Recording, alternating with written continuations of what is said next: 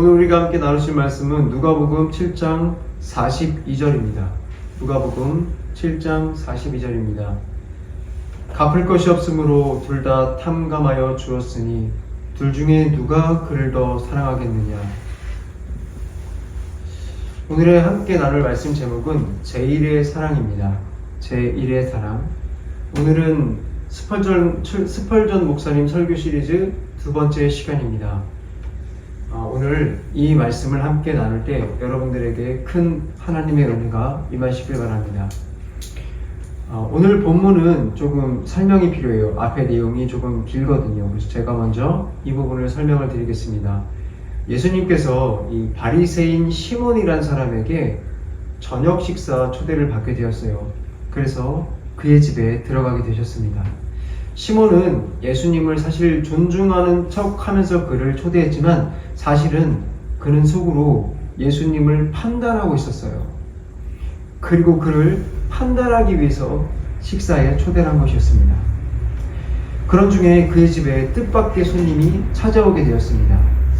그녀는 죄 많은 여인으로 아주 유명하게 알려진 사람이었는데 그 여인은 사람들에게 멸시받는 존재였어요. 하지만 그녀는 은혜를 깨닫고 주님께 나아온 곳이었어요.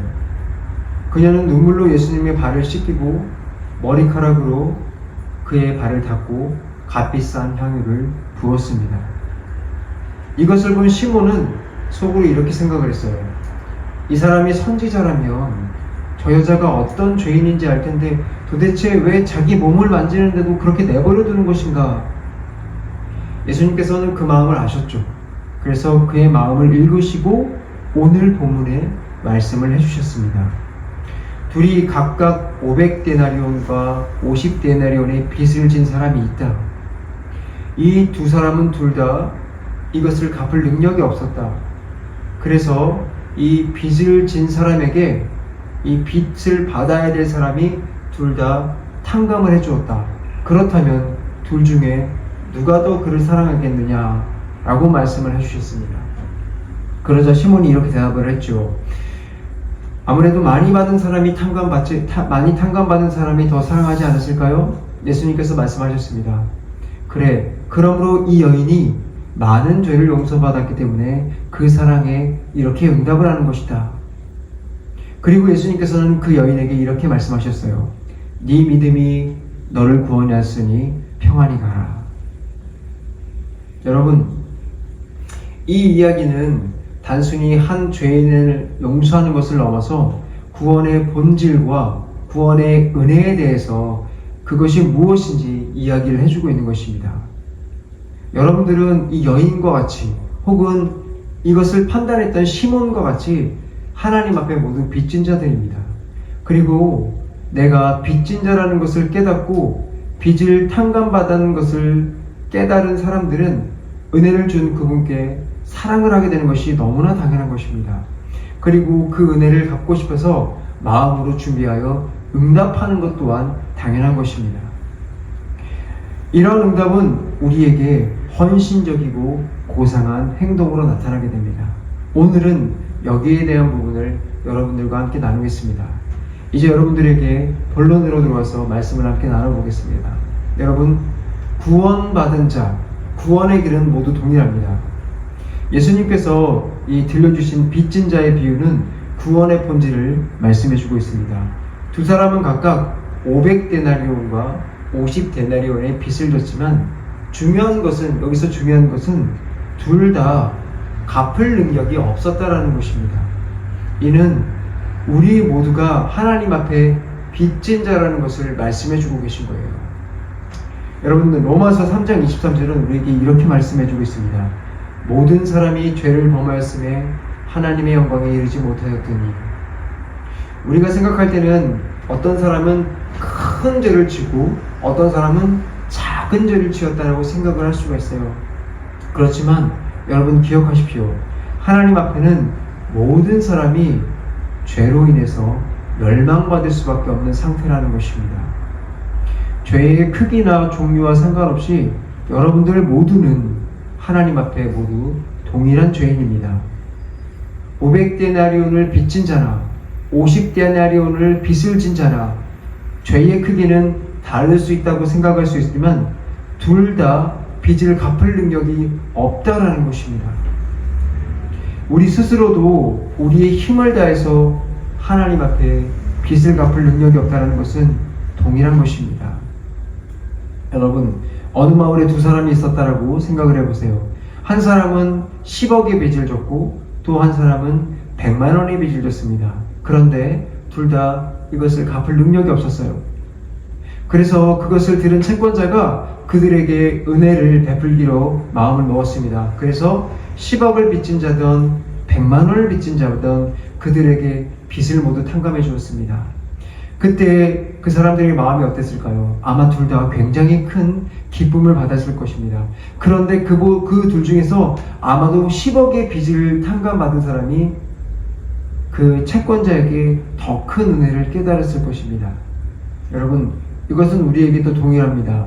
우리는 죄로서 정말 스스로 갚을 수 없는 빚을 졌고 하나님 앞에서 은혜 없이는 살아갈 수 없는 사람이 되었다는 것을 말해주고 있는 것입니다. 여러분들이 이러한 죄를 그리고 그분의 은혜를 깨닫는 시간이 되었으면 좋겠습니다. 두 번째입니다. 주님은 우리의 모든 죄를 용서해 주십니다. 누가복음 7장에서 죄 많은 여인은 자신의 죄를 깊이 자각했고 하나님 앞에 나아왔습니다. 예수님께 나아왔죠. 예수님은 그녀의 믿음을 칭찬하시며 죄를 용서해 주셨습니다. 여러분, 우리는 이 죄를 갚을 능력은 없지만 예수님께서 우리의 모든 죄를, 우리의 모든 빚을 대신 갚아주셨습니다.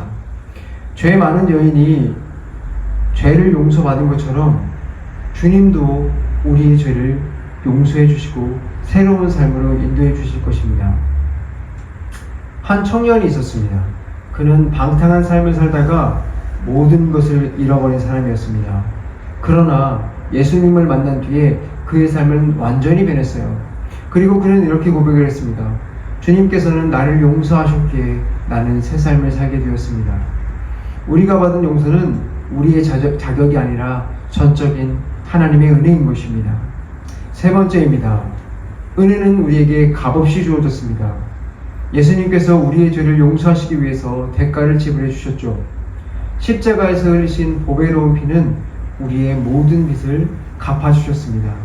이 은혜는 우리에게 값없이 주어지신 것이지만 값싼 은혜가 아닌 것입니다. 에베소서 2장 8절은 이렇게 말을 합니다.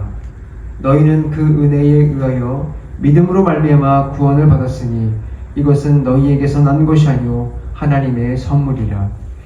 구원은 전적으로 하나님의 선물입니다. 우리는 아무 대가도 치르지 않았지만 예수님께서는 우리의 구원을 위해 모든 것을 내어주셨습니다. 홍수가 난 마을이 있었어요. 그리고 그 마을에 다리가 무너져서 사람들이 고립이 되었습니다. 한 기술자가 자신의 생명을 걸고 다리를 수리하여 많은 사람들을 구했습니다. 마을 사람들은 이 다리를 구원의 다리라고 불렀습니다. 그러나 다리 위를 건넌 사람들은 아무런 대가도 치르지 않았습니다. 우리의 구원도 마찬가지입니다. 예수님께서 우리의 죄를 대신 짊어지셨기에 우리는 값없이 구원을 받을 수 있습니다. 우리가 모두 동일하게 하나님의 은혜가 필요한 죄인이라면 그 은혜를 온전히 누리기 위해 우리의 마음은 준비가 되어 있어야 합니다. 그렇다면 우리의 마음을 어떻게 준비할 수 있을까요? 두 번째 본론입니다. 마음을 경작해야 합니다. 죄 많은 여인의 사랑은 단순히 감정에서 나온 것이 아닙니다. 그녀는 자신의 죄를 깊이 자각하고 은혜에 대해서 마음으로 깨달은 후에 사랑의 행동으로 반응을 했습니다. 이것은 마음을 준비하는 과정이 필요하다는 것을 보여줍니다. 우리도 은혜에 대해 온전히 반응하기 위해서 마음을 경작해야 합니다. 성경은 이를 위해서 4가지 원리를 우리에게 말해주고 있습니다. 첫 번째 원리입니다. 율법에 대한 요구에 대해서 명확한 이해를 하시기 바랍니다. 율법은 하나님께서 우리에게 주신 거울입니다. 거울은 우리에게 우리의 부족한 모습을 볼 수 있도록 도와주지요. 율법을 통해 우리는 하나님의 뜻과 우리의 죄를 깨닫게 되며 하나님의 은혜가 얼마나 필요한지 알게 해줍니다. 예수님은 율법의 요약으로 하나님을 온 마음과 그다음 온 마음과 뜻을 다해 사랑하고 이웃을 사랑하라고 말씀하셨습니다. 그러나 우리의 본성은 이것을 온전히 지킬 수가 없어요. 이 부족함을 깨닫게 되는 것이 바로 마음을 경착하는 첫 번째 단계입니다. 어떤 한 학생이 있었습니다. 그가 시험을 풀면서 자신의 무지를 깨달았어요. 그는 공부하지 않았기 때문에 문제를 풀 수 없었던 것입니다. 이 경험이 나중에 그에게 있어서 공부할 동기를 할 수 있도록 이끌어갔습니다. 율법이 우리에게도 동일한 역할을 합니다. 율법을 통해 죄를 깨닫고 하나님께 나아갈 필요성을 느끼게 합니다. 두 번째입니다. 하나님의 사랑에 대해서 깊은 인식을 알아야 합니다. 율법이 우리의 죄를 드러낸다면 하나님의 사랑은 우리를 회복하는 큰 힘이 됩니다. 요한일서 3장 1절은 이렇게 말을 하고 있어요. 보라, 아버지께서 어떠한 사랑을 우리에게 베푸사 하나님의 자녀라 일컬음을 받게 하셨는가. 하나님의 사랑은 조건 없이 우리에게 부어집니다. 우리는 이 사랑을 깨달을 때 자신의 연약함을 뛰어넘어서 주님께 나아갈 수 있습니다. 어떤 아이가 부모님의 사랑을 의심했다고 합니다. 그래서 이렇게 부모님께 물어봤다고 해요. 엄마, 아빠, 내가 이렇게 부족한데 왜 나를 사랑하시나요? 부모님의 대답은 이랬습니다. 우리가 너를 사랑하는 이유는 네가 우리 아이이기 때문이다. 하나님의 사랑도 마찬가지입니다. 우리의 자격이 아닌 하나님의 본성에서 나오는 사랑으로 우리를 사랑하십니다. 세 번째입니다. 구속의 가치에 대한 예리한 평가가 필요한 것입니다. 우리가 받은 은혜는 값비싼 대가를 통해서 주어진 것입니다. 베드로전서 1장 18절에서 19절은 이렇게 말을 합니다. 너희가 알거니와 너희 조상이 물려준 헛된 행실에서 대속함을 받은 것이 아니라 은이나 금같이 없어질 것이라 한 것이 아니요 오직 흠없고 점없는 어린 양 같은 그리스도의 보배로운 피로 된 것이라. 예수님의 보혈은 우리의 구원을 위해 흘려진 대가입니다. 구속의 가치를 깨닫는 것은 우리의 헌신과 사랑으로 이끕니다. 전쟁 중에 한 군인이 동료를 구하기 위해서 자신의 목숨을 희생했습니다. 그의 희생으로 살아난 동료는 평생 그의 은혜를 잊지 않고 감사하며 살아갔습니다. 예수님의 희생은 우리 모두를 위한 것이며 우리는 그 구속의 가치를 깊이 있게 깨달아야 합니다. 네 번째입니다. 완전한 사죄에 대한 확신입니다. 완전한 사죄는 우리의 삶을 새롭게 만듭니다. 하나님은 우리의 죄를 기억하지 않으시며 우리를 새롭게 하십니다. 에스겔서 16장 63절은 이렇게 말합니다. 네가 네게 행한 일을 인하여 수치를 당하고 다시는 입을 열지 못하게 하리라 주 여호와의 말이니라. 우리는 용서를 통해 새로운 삶을 살아갈 용기를 얻게 됩니다. 사죄는 단순히 과거의 죄를 용서받는 데 그치지 않습니다. 앞으로 삶을 새롭게 하는 데 힘이 될 것입니다. 한 왕이 큰 잘못을 저지른 신하를 용서하면서 말했습니다. 나는 네 죄를 잊었다. 이제 새 삶을 살아라. 이 신하는 그날 이후로 충성스럽고 정직한 삶을 살아가게 되었습니다. 우리도 하나님의 용서를 확신할 때 그러한 새 삶을 살아가게 될 줄로 믿습니다. 마음을 경작한 사람은 은혜를 깨닫고 자연스럽게 사랑의 행동으로 나아갑니다. 그렇다면 은혜에 대한 사랑은 어떻게 표현이 될까요?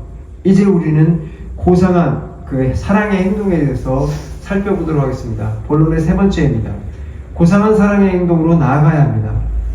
죄 많은 여인은 단순히 감정적으로 충동적인 사람이 아니었습니다. 그녀의 행동은 하나님 앞에서 은혜를 깨달은 사람이 어떻게 사랑하여 행동하는지를 보여줍니다. 사랑은 단순히 말로 표현하는 것이 아니라 우리의 삶에서 구체적인 행동으로 나타나야 합니다. 여인의 행동은 우리의 사랑이 어떻게 드러나야 하는지를 가르쳐 줍니다. 첫 번째입니다. 주님 발 앞에 엎드려서 겸손한 모습을 보여야 합니다. 여인은 예수님의 발 아래 엎드렸습니다. 이는 그녀가 자신의 죄를 깊이 자각하고 스스로 낮추며 주님께 나아간 모습입니다. 겸손은 은혜를 깨달은 사람의 첫 번째 반응입니다. 겸손은 자신이 하나님 앞에 어떤 존재인지 깨닫는 데에서 시작합니다. 죄를 인정하고 주님 앞에 나아가는 자세는 은혜를 경험한 사람에게 반드시 나타납니다. 어느 왕국의 신하가 왕 앞에 무릎을 꿇으면서 말했습니다. 제가 아무것도 아닌 존재라는 것을 깨달았습니다. 왕이시여, 저는 왕의 은혜가 없이는 살아갈 수 없습니다.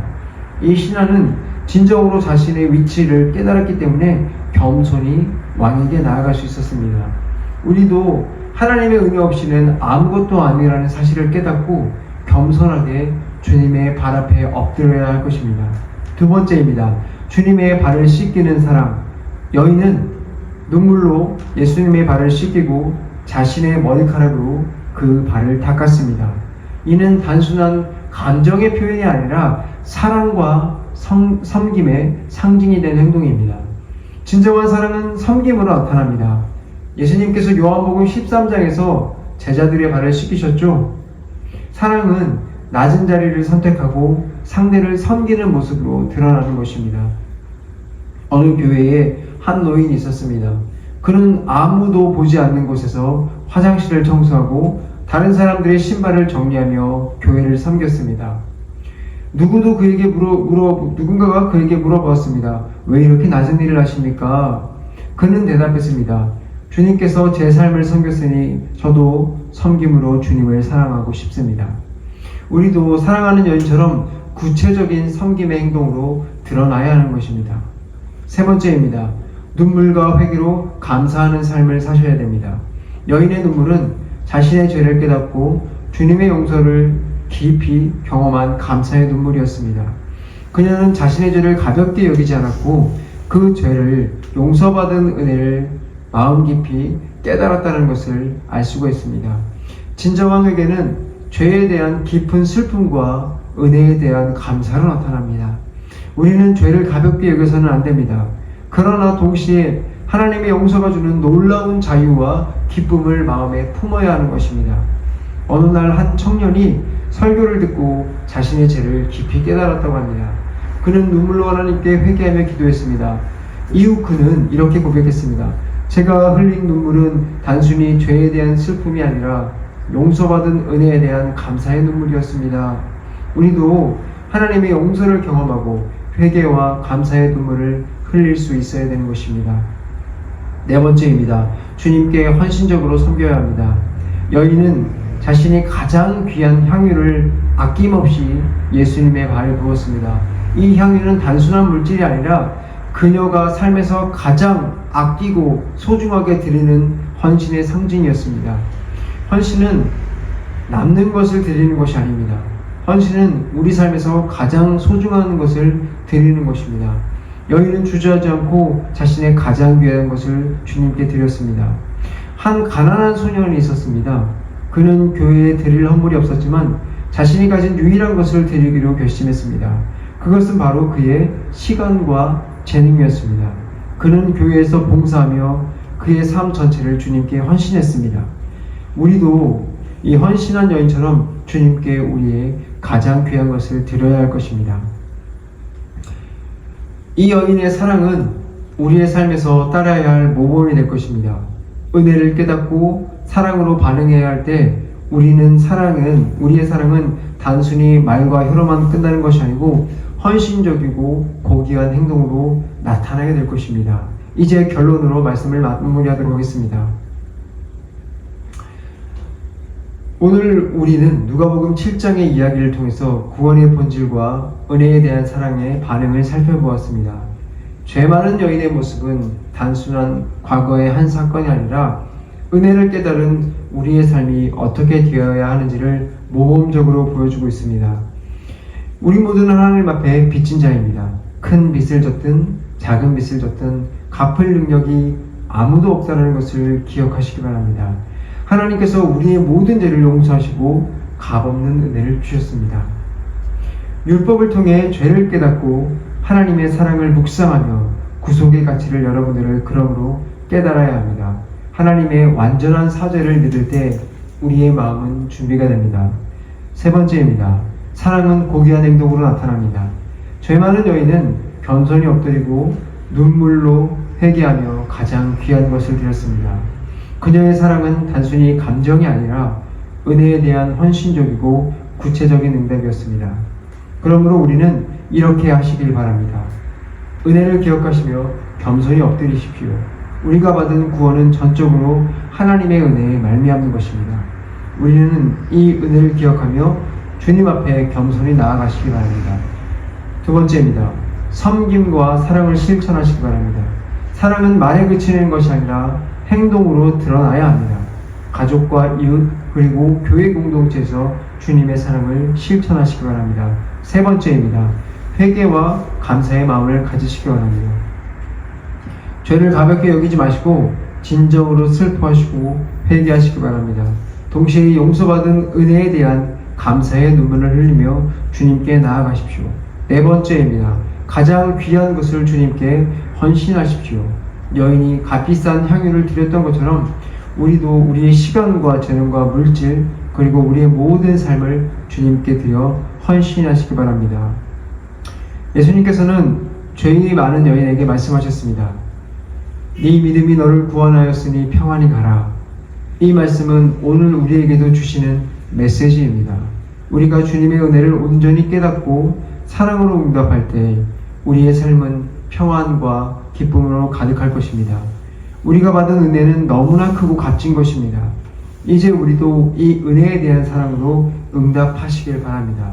겸손히 엎드리고 섬기며 헌신하는 삶을 통해 제1의 사랑을 주님께 드리길 바랍니다. 오늘 주신 말씀을 여러분들은 기억하면서 우리의 삶 속에서 예수님을 향한 사랑의 행동이 무엇인지 나타내시길 바랍니다. 우리 모두가 제1의 사랑으로 주님께 나아가기를 축복합니다. 다 같이 기도하겠습니다.